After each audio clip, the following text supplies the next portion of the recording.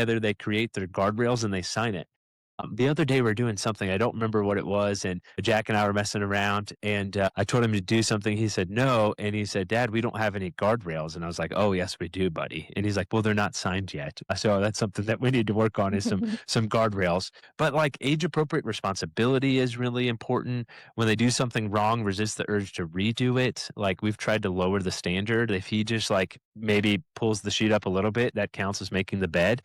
Those sorts of things are great. And another thing we started is a lot of folks struggle with the idea of like, hey, how do I teach my kids about money?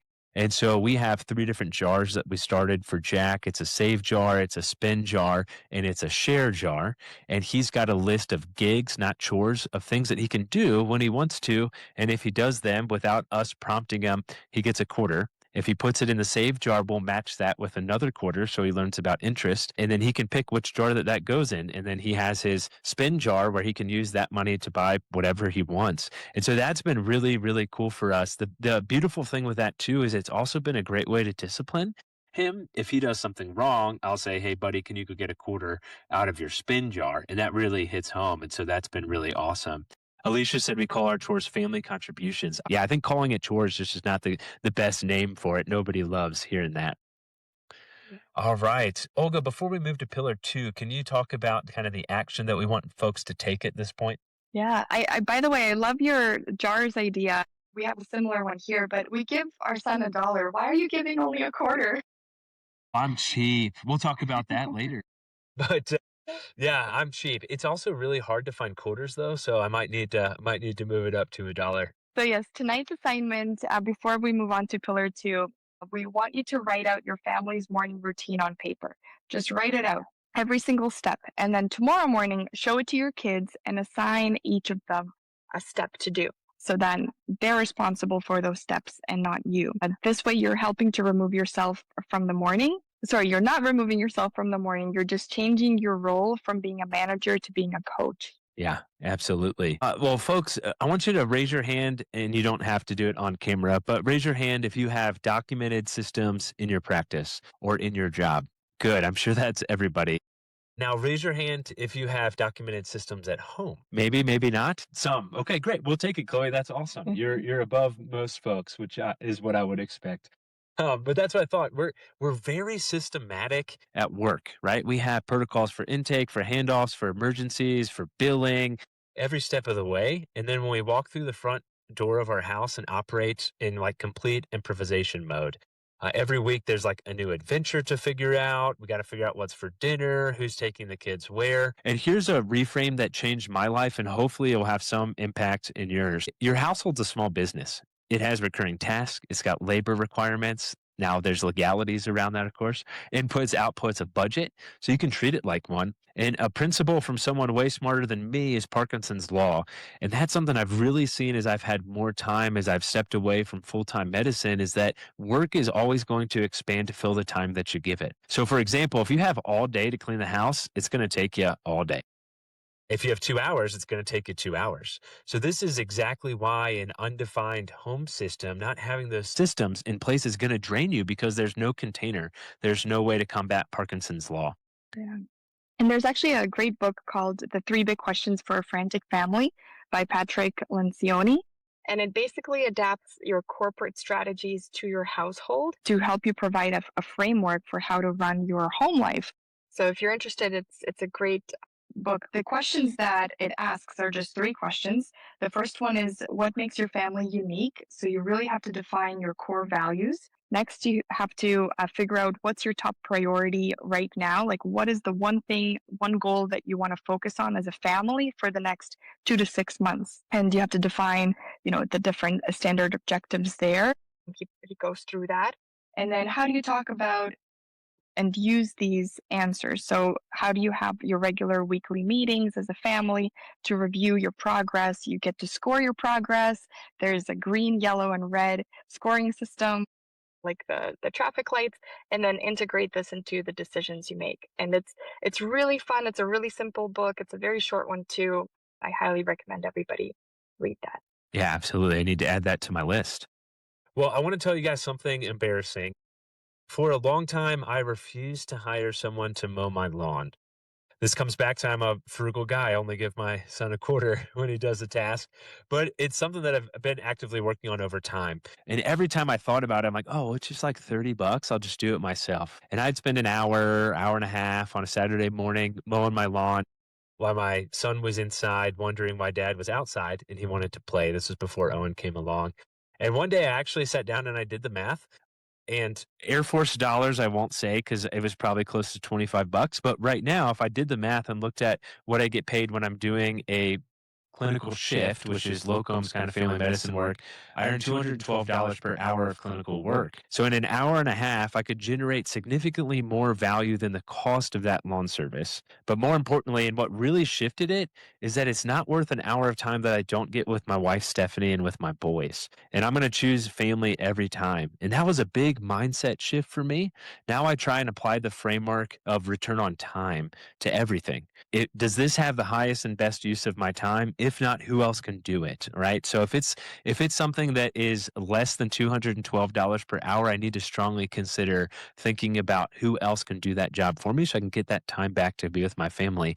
And so now we have a house cleaner who comes a couple times per month. She cleans the whole house, which is amazing. My wife hired a mother's helper. It's a girl from church who comes a couple days per week. We pay her $16 an hour, and she does the dishes and cooks some basic meal, and just helps us get more time to be together as a family instead of spending that time to do these little chores or these things that we have to do to keep our home running, but takes away from the time we get to be together. Yeah, we also have a similar system in place. We have a housekeeper, and that took me a long time to kind of get rid of my limiting belief that I can just do it. I can just do the dishes. I can do the laundry. I can just get it done. It's not a big deal. But it kind of is a big deal because you are taking away from that family time. And these things I don't enjoy doing. I'm not very good at them. And someone else can definitely do them better. Yeah. So, paying those $20 an hour has saved me 15 to 20 hours of time to myself, to my kids, to focus on the things that I really do enjoy. But that is a big limiting belief to overcome. But I think most entrepreneurs have overcome that. Yeah. Yeah, and it's crazy how fast those chores stack up and how much time that they actually take. A data point that kind of surprised me when I was doing research for this is that research shows women on average do about 8 more hours of household work per week than their partners. They clearly didn't survey my wife because it would definitely be higher. But think about that. 8 hours is a part-time job. Think about what you could do professionally or personally for your family with 8 hours back. And so it's just absolutely incredible. Dane Martell has a great book called Buy Back Your Time, where he talks a lot about this, and he talks about hiring someone. And for some of us who are perfectionists, we have that mentality of like, no one can do it better than me, right? And he says hiring someone to do a job for you who does it 80% of the way is 100% awesome.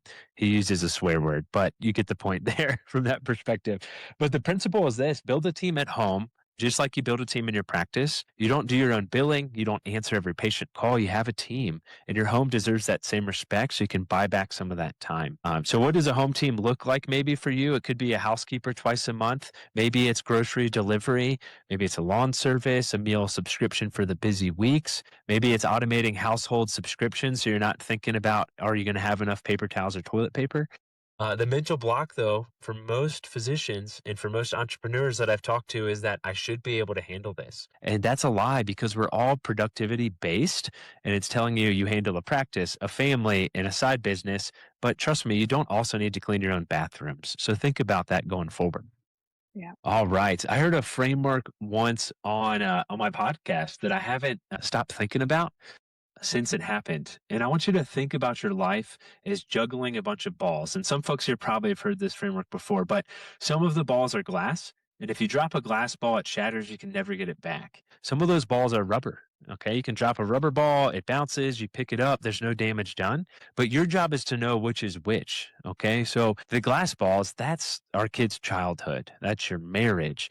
That's family dinner in the Schloe household. That's bedtime rituals. That's your health, right? You can't drop one of those glass balls, or it can be devastating for your life and for your family.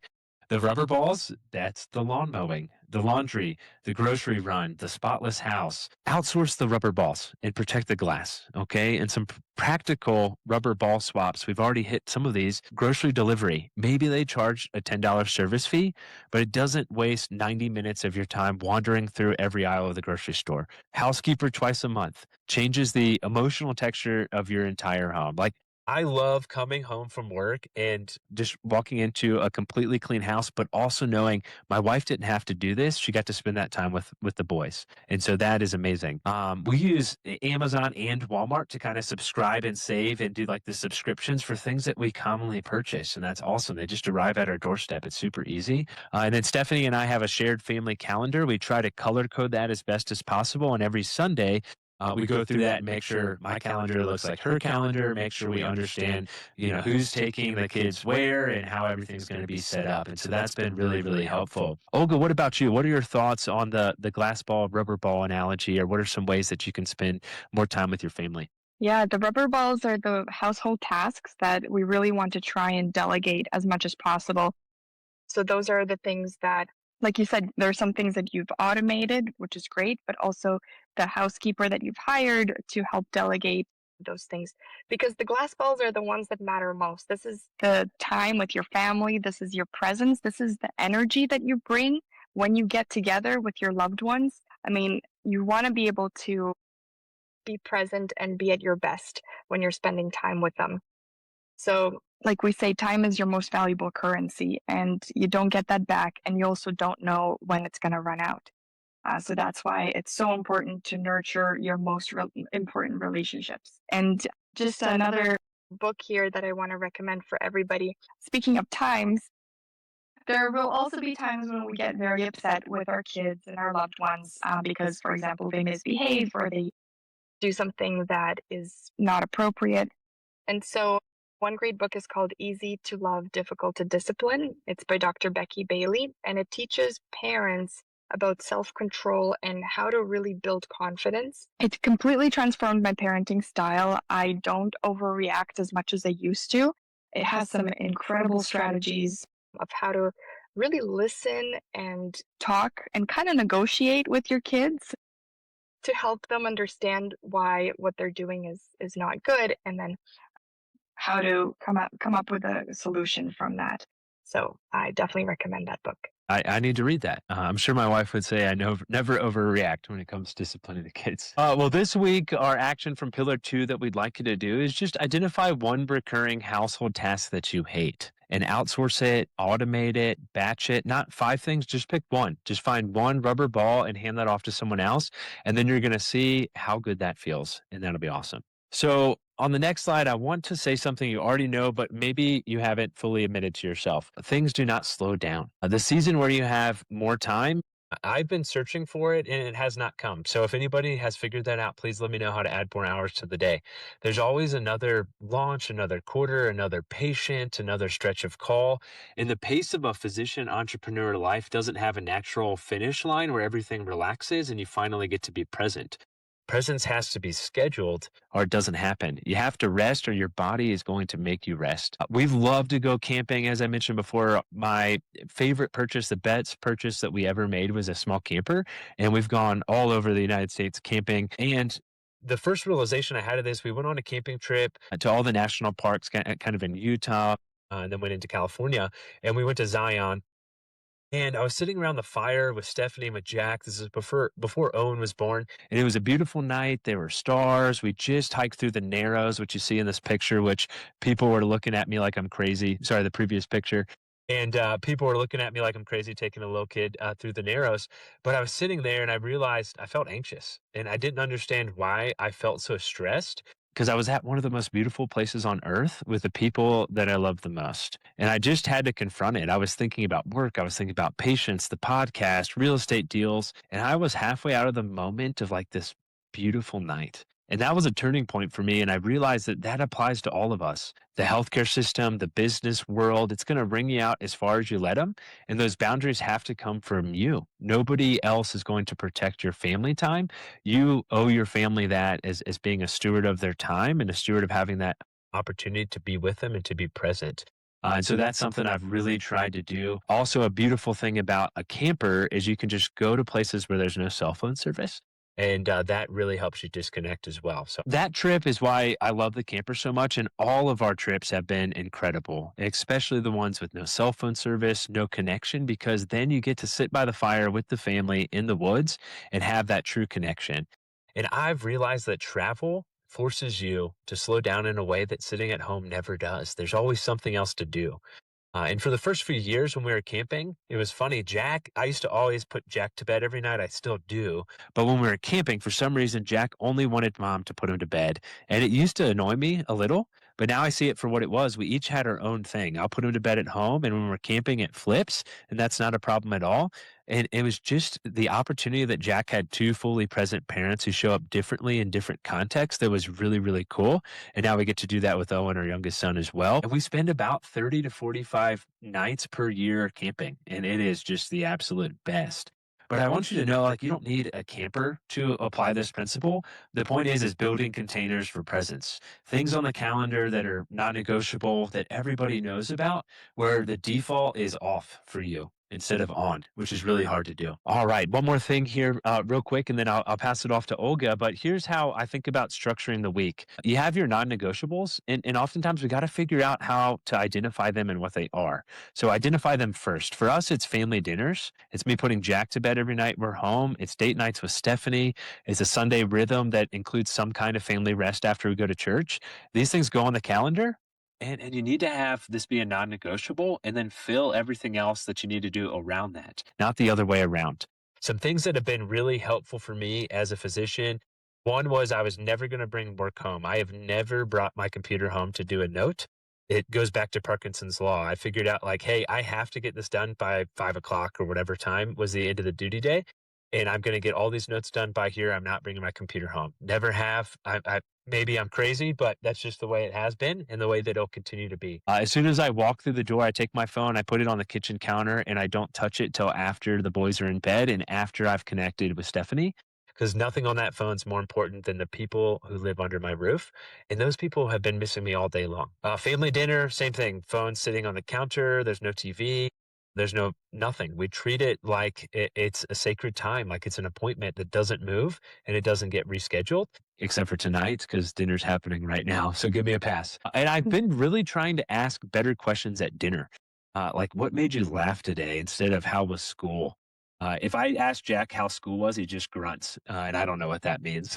And so when I ask him questions like, what made you laugh today? It's great. Another one that's been awesome for us has been, what did you do today that you were proud of? Or what did you do today that made you proud? And it has him think through the day. It's been really awesome to see that.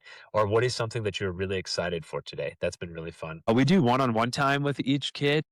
Try to do this at least monthly. And it doesn't have to be elaborate. I am the classic dad though, that like when it's a boys' time, I'm like, let's go to the monster truck show, and make it intense. And so we did. But we've gone on hikes, we've done ice cream dates, we've gone to the monster truck show, theme parks. Jack and I go skiing. He started skiing when he was 2. And I amp these up. We call them boys' days or boys' nights. Sometimes we have boys' weekends, and the boys love it. We just we fart, we burp. We just get amped up and pumped about it. And Jack talks about them all the time. And so it's really, really fun to have that opportunity. And then, as I mentioned before, we try and take at least 10 minutes on Sunday, usually right after dinner or at dinner, talk about the wins from the week, kind of roses and thorns, the wins, the losses, what's coming up, any conflicts, talk about the calendar, those sorts of things. And that may sound corporate, but the kids love the structure and the predictability. And I personally love that too. Olga, what about for you? What are some non-negotiables that you have? I'm going to piggyback on that question that you asked for dinner, because for us, that question is, who did you help today? Contribution is one of our family values, and we always want to make sure that our kids are helping others at school and in their community. So that's a big one for us. Yeah. But other things that we do that are part of our kind of daily rhythm or weekly rhythm, I always have a time blocked with my husband to have our coffee date, our weekly 1-hour coffee date, where we touch base about everything that we need to discuss. We make sure that we plan out all of our trips, or the majority of our family trips, in January for the remainder of the year.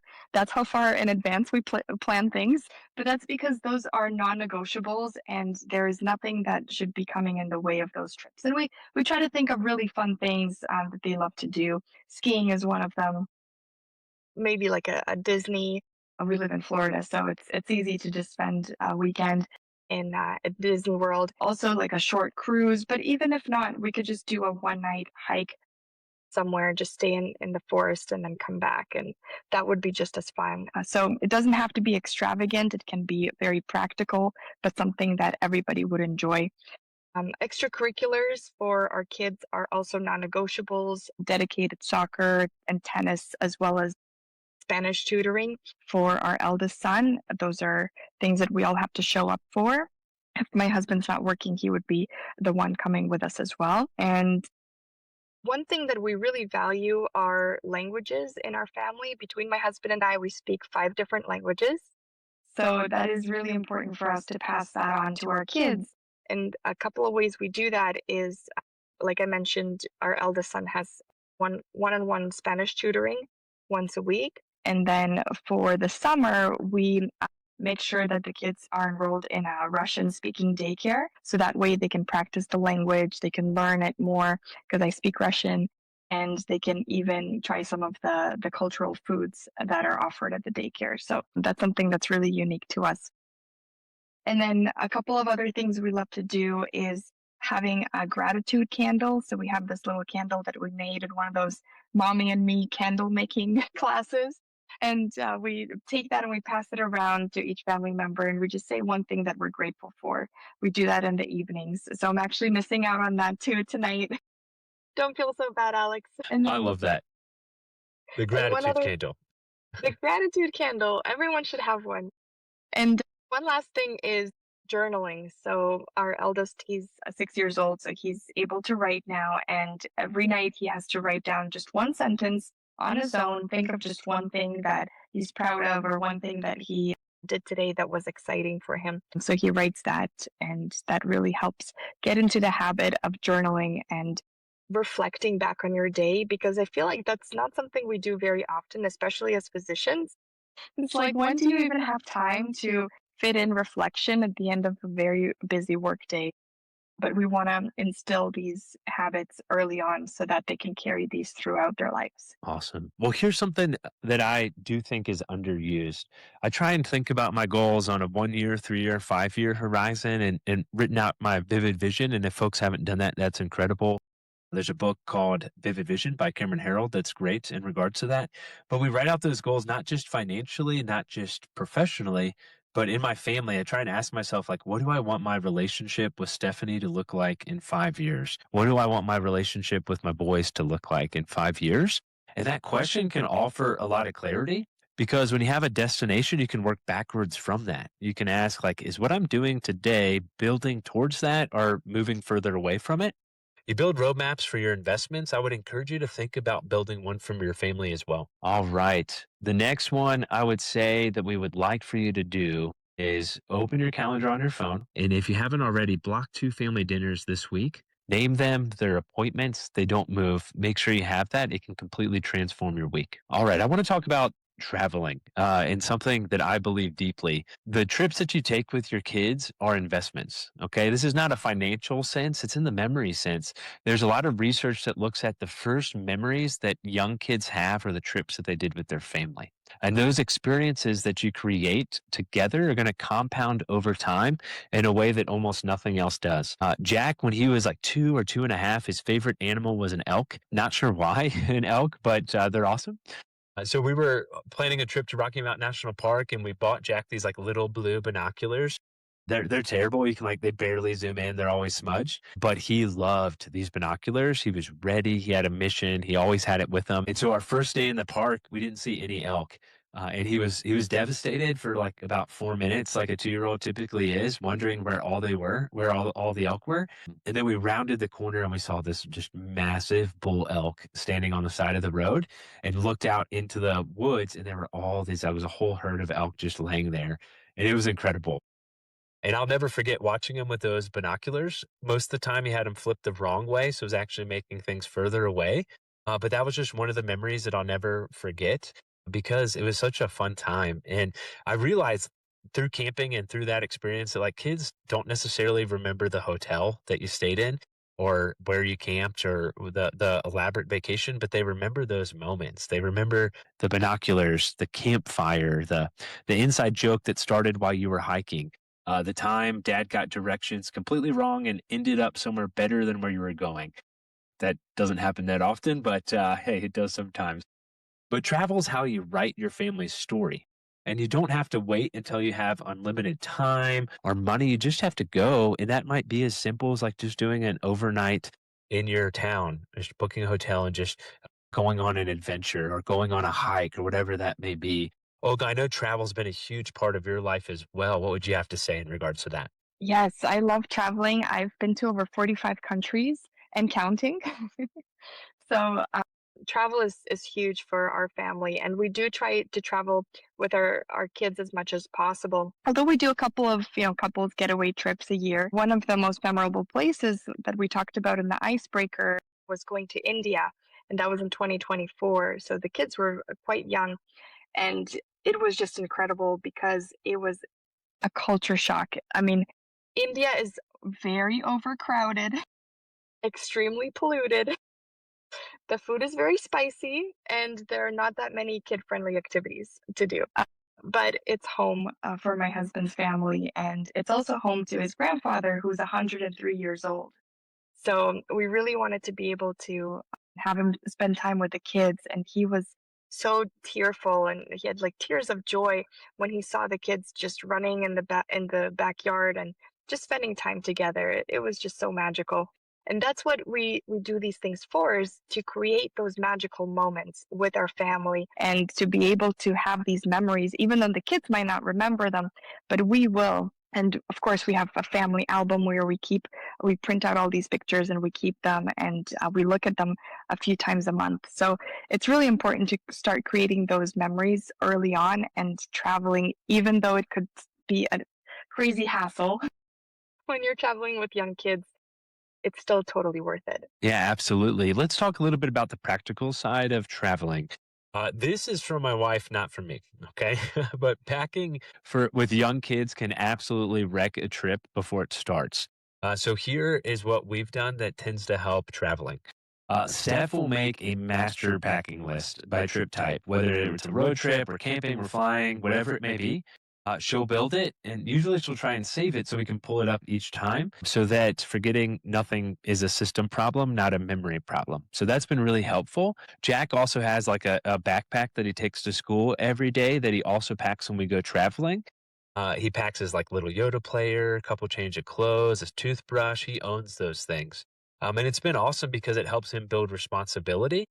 And then it eliminates the whole like I forgot my thing problem that happens because if he forgot it, it's on him, which has been helpful. I don't know about y'all's kids, but my kids go through snacks like it is insane. And so when we're on long road trips, we try and pack like a snack bag that they control. This was something that was a game changer, packing a snack bag that they control. And when all the snacks are gone, like that's it, I'm sorry.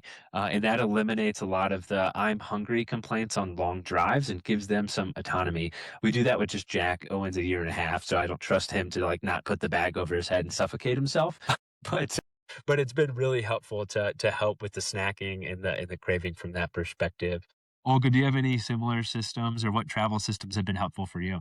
Yeah, we do. The backpack is it's what we do as well. I mean, our 6-year-old, he packs his own backpack. He puts all of his coloring books and all the snacks that he wants in there. And that, again, creates that autonomy for him because he gets that choice.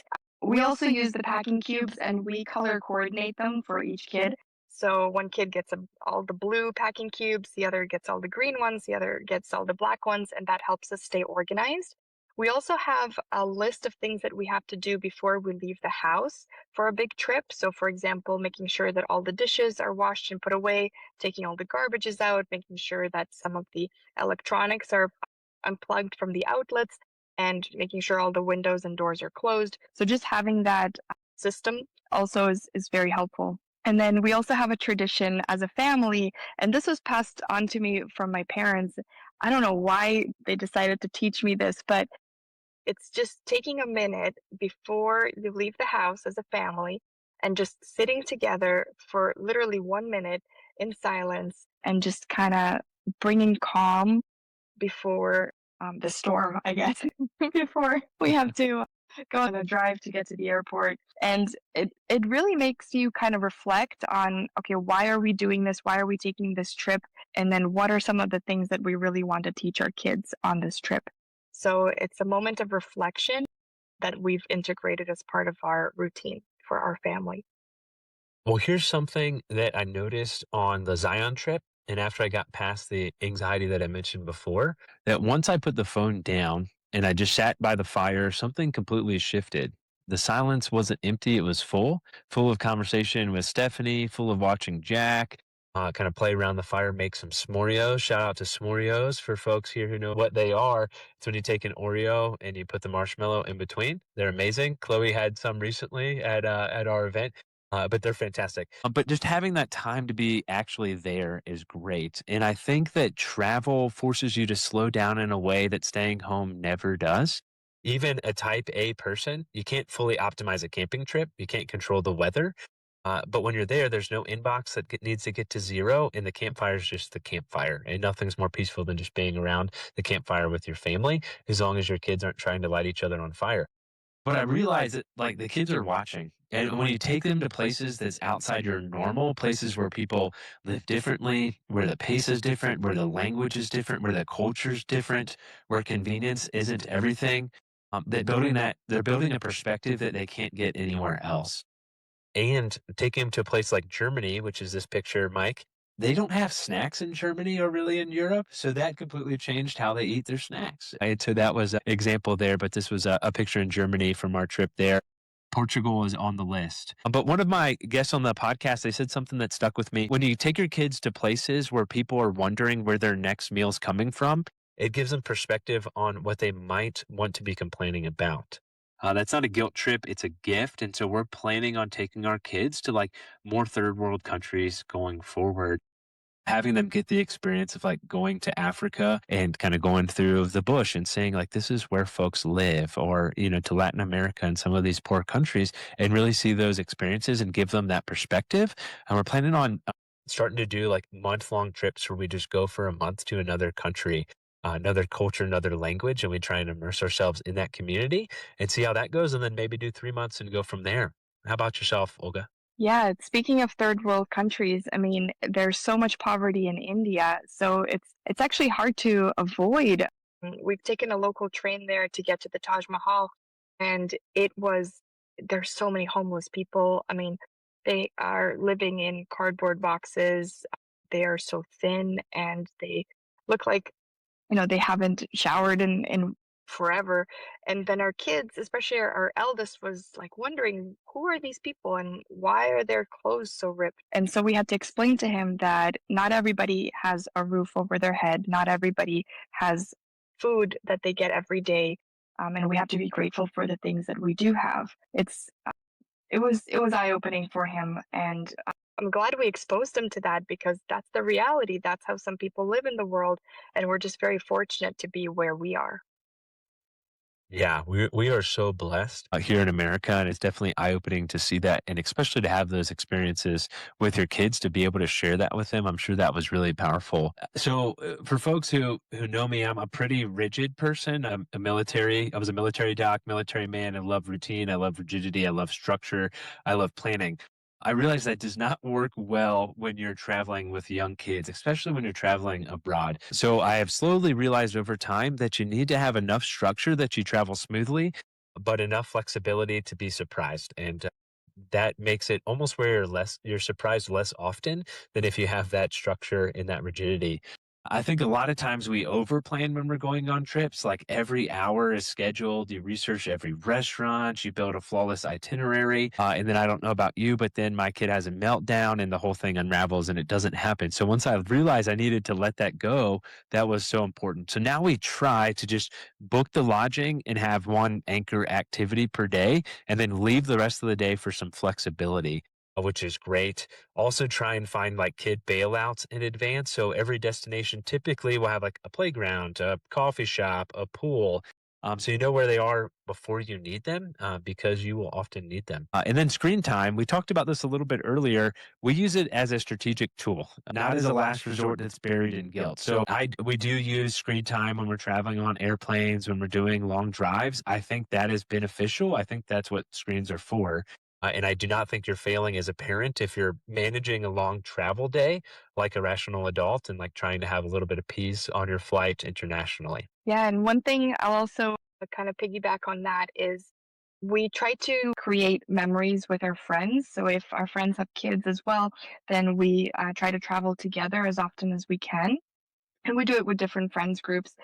But also, we try to visit our good friends in Europe and see how their way of life and how their culture is and expose our kids to that. So, that's an upcoming trip that we have as well. And I'm really excited for that.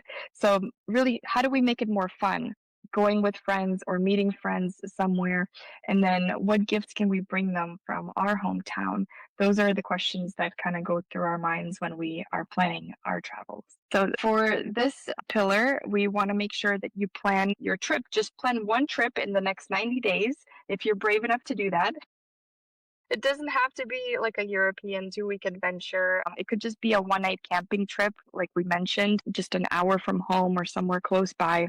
And then put that date on your calendar. Really schedule that, time block it on your calendar because planning starts with having that date on your calendar. Let me try and tie these four pillars together because they're not independent. When your kids are more independent, when your home systems work better, when your home systems save you more time, when you protect more time, that's going to give you the opportunity to be more genuinely present, whether that's at dinner, at bedtime, on the camping trip. And then, of course, those trips that are going to have those memories that your family is going to bring forward and tell the stories of. It's not four separate projects. All these things work integratedly, if that's even a word. But none of that works without having a great partner. I've said this before and I'll keep saying it. Like, Stephanie is the greatest cheat code to my life. I would not have the life that I have. I would not be the husband I am, the father I am, the man that I am, if it was not for her. And so having a genuine co-pilot can be helpful. Someone who's in that mission with you, who helps hold those glass balls when you're juggling too many things, that can change everything. And if your partner isn't fully on board with the systems, with the rhythms, with the travel, start there and just have a conversation. And we can call that conversation pillar zero. Exactly. I absolutely agree. You and your partner have to be on the same page. because that is really going to help shape the values that you want to teach your kids, and then really get aligned, because you want to make sure you prioritize the thing that matter to your family. So if your spouse doesn't care about kids learning languages, then maybe having a Spanish class once a week is not going to be a priority. So you really have to get on the same page and figure out what works for your family and what doesn't. And then what you believe really ultimately determines how you will act. So work as a team. Remember, your kids are looking at you as an example.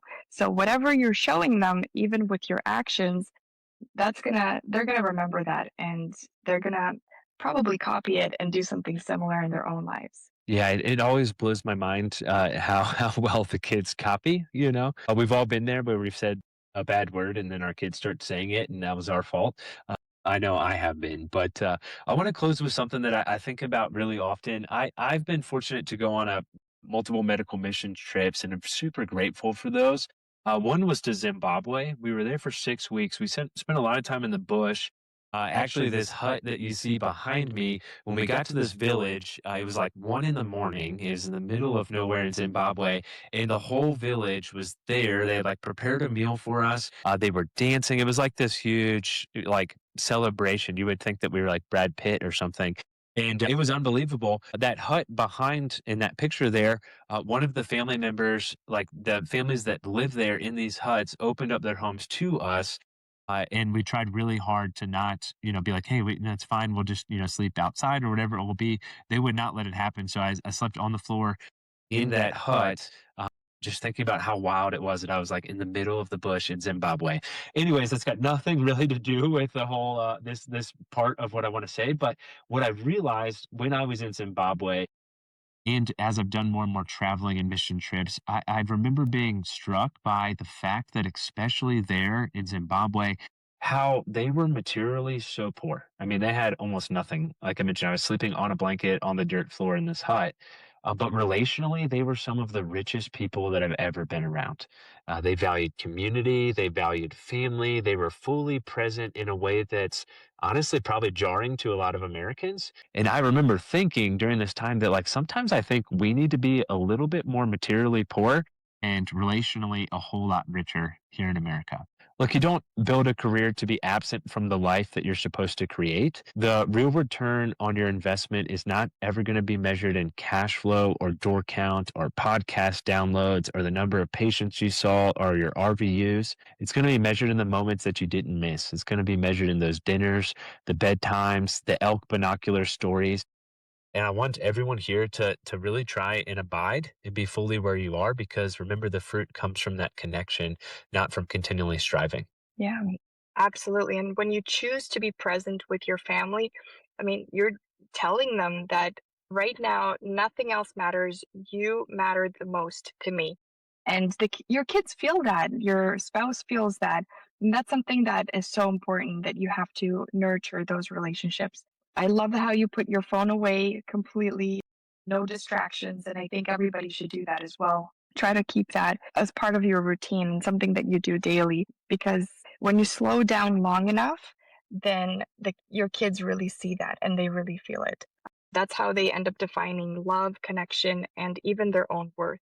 So even long after they forgot what you said or did, they'll remember how you made them feel.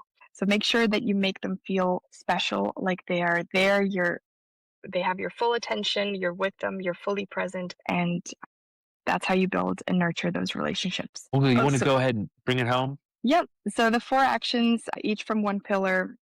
You could choose the one that's really the hardest for you to do, the one that's most challenging, and do this in the next 24 hours. So the first one is building your family morning routine tonight. You write it down, and then tomorrow you assign every step to your kids. Number 2, identify one rubber ball this week, something that you can outsource, automate, or batch it, because you want to focus on the glass balls rather than the rubber balls. Block 2 family dinners on your calendar right now, and make sure like you treat them as if they're appointments. They don't move. You have to do them. You have to make sure you're present there. And then number 4, pick a trip date in the next 90 days. Any trip, put the date on the calendar and really work towards making that trip happen. And if you want to drop one commitment in the chat, we'd love to see it. Awesome. Well, thank you so much to everybody for being here. Olga, thank you so much for the opportunity to collaborate and give this presentation together. I learned a lot from you. I am super grateful for our friendship and relationship and continuing to be able to kind of walk through life in the similar stages of raising kids and traveling and entrepreneurship and being physicians.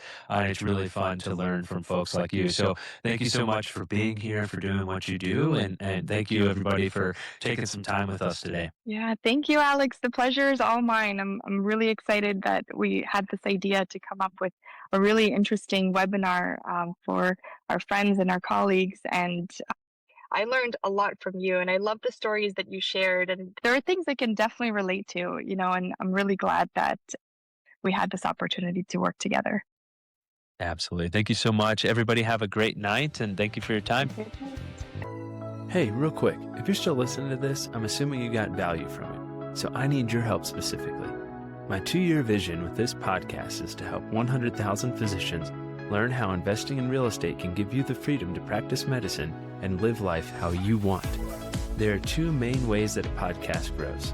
One is through ratings and reviews, and the other is word of mouth.